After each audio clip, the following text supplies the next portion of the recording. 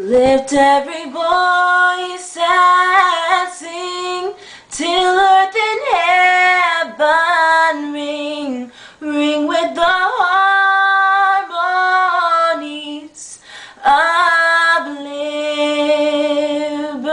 liberty. Let our rejoicing rise high as the listening skies.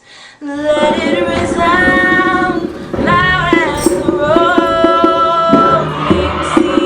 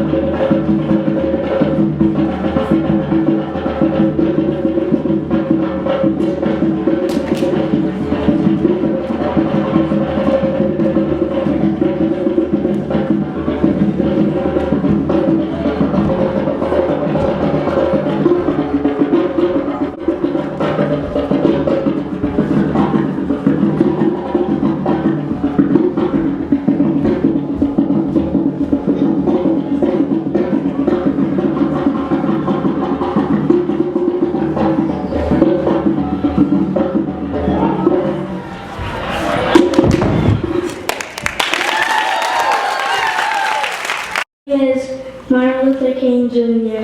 I was born in 1964. I was one of the leaders of the civil rights. I led the Freedom March in Washington, D.C., and I said these words. I say to you, my friends, we have difficulties of today and tomorrow. I still have a dream. It's a dream deeply rooted into the American dream. I have a dream that one day this nation will rise up and live out the true meaning of its creed.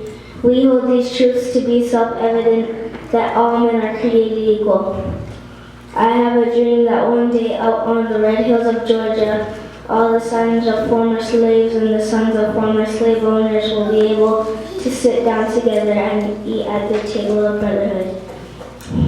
I have a dream that one day my 4 little children will live in a nation where they will not be judged by the color of their skin, but by their character.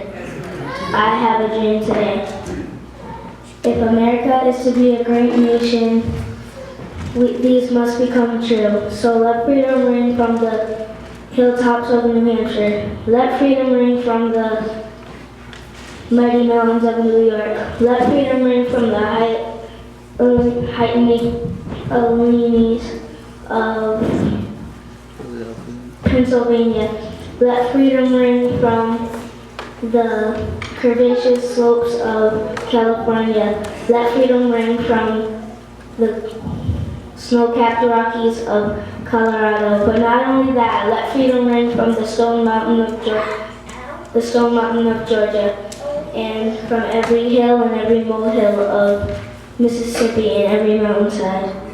When we let freedom ring, we let it ring from every tenement, every hamlet, every state, and every city. We will be able to speed up that day when all of God's children, black men and white men, Protestants and Catholics, Jews and Gentiles, will be able to join hands and sing the words of the old spiritual. Free at last, thank God Almighty, we are free at last. My name is Rose Louise Parks. I was born February 4th, 1913 in Tuskegee, Alabama. I could tell y'all some stuff about Tuskegee, but let's get back to me. My husband's name was Raymond Parks. After 45 years of marriage, Raymond died of cancer. That was so sad. At the time, the Jim Crow laws were in place. That meant black people did not have the same rights as white people. I walked 16 miles every day from work to the bus stop, got on the bus, paid my fare, and sat down.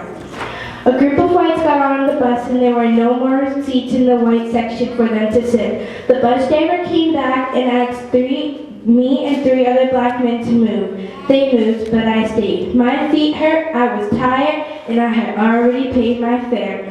The bus driver screamed and yelled for as long as I can remember.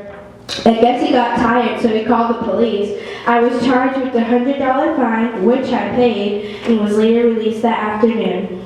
This sparked into the biggest boycott in America. The Montgomery bus boycott lasted for 381 days. That meant that all black people in Montgomery City stopped riding the bus for that at that time. This inspired me to write many books. But two of my favorite books were Quiet Strength and I Am Rosa Parks. They made the bestseller list also. I was rewarded with many medals and awards, but the one medal that stood out to me was the Congressional Gold Medal. That meant that I had an impact on American history that made me feel amazing. Years after, I moved to Detroit, Michigan when I died on October 24, 2005.